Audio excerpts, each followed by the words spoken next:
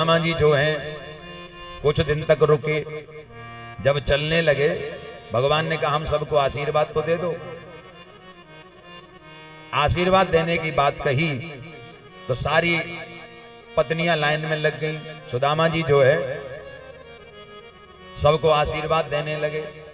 500 रानियां प्रणाम कर गईं। आशीर्वाद देते देते महाराज का हाथ थक गया।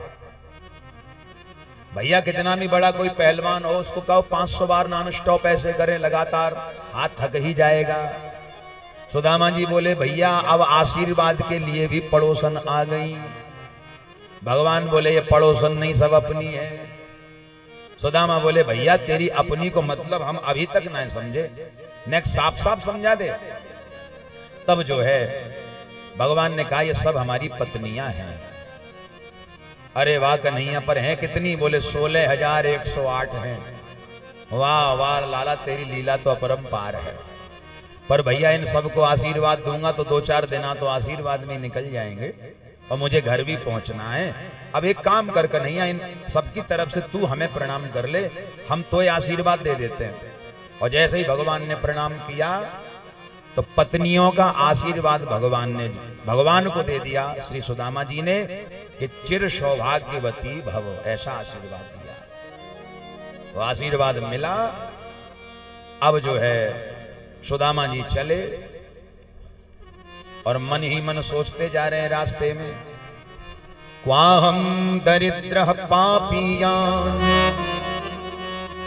क्वा कृष्ण श्रीनिकेतन ब्रह्मबंधुरिते स्माहम बाहुभ्याम परिरंभित।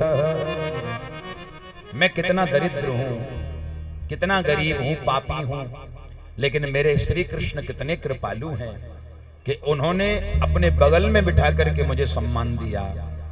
कृपा की न होती जो आदत तुम्हारी तो सुनी ही रहती अदालत तुम्हारी।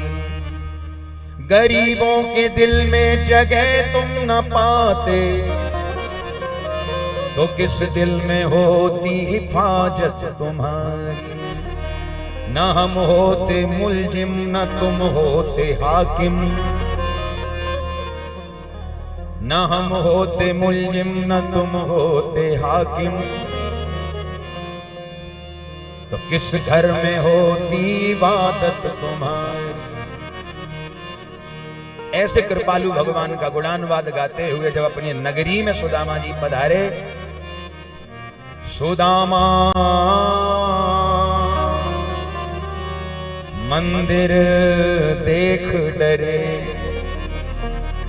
यहां तो थी मेरी छोटी झुपड़िया और कंचन महल खड़े। सुदामा जी ने देखा कि द्वारिकापुरी जैसी दूसरी नगरी में मैं आ गया हूं जो सोने की बनी हुई है।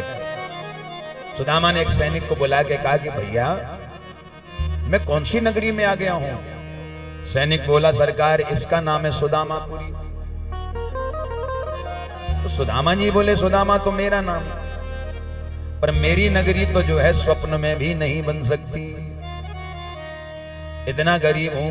पर भैया ये बताओ यहां हमारी एक छोटी सी झोंपड़ी थी जिसमें हमारे पत्नी बच्चे रहते थे, सब कहां चले गए? सैनिक ने कहा सरकार ये हमको पता नहीं है, हम तो ड्यूटी करने वाले जहां ड्यूटी लगा दी बस वहीं तैनात हो जाते हैं, हमें क्या मालूम किसकी झोंपड़ी किसका महल, किसकी झोंपड़ी किसका महल। अब महाराज जो है सुदामा जी वहीं लाठी लेकर के बैठ गए और सुदामा जी मन ही मन कह रहे हैं कि अच्छे पड़े जा द्वारिकाधीश के चक्कर में। एक छोटी सी मड़ैया थी बाको भी पतो ना है और एक लोगैया थी बाको भी पतो ना है। प्रेम से बोलो राधे राधे। दोनों ही गायब रह गए महाराज। इतने में सुशीला जी निकल के आई हैं, प्रणाम किया सुदामा जी को। सुदामा ने जो ही सुशीला को देखा तो अब तो सुशीला बदल गई है। देखो पहले ऐसी थी दुबली पतली, अब हो गई है ऐसी थोड़ी मोटी हो गई। जब जीवन में ये आता है ना पैसा धन दौलत पद प्रतिष्ठा, तो आदमी के चेहरे की चमक भी बढ़ जाती है और शरीर का वजन भी बढ़ जाता है। बोलो राधे राधे, जोर से तो बोलो। हाँ, ये पैसे का प्रभाव है। पैसा जीवन में आए तो चेहरे की चमक बढ़ जाए, पैसा जीवन में आए तो शरीर का वजन बढ़ जाए, दोनों बातें।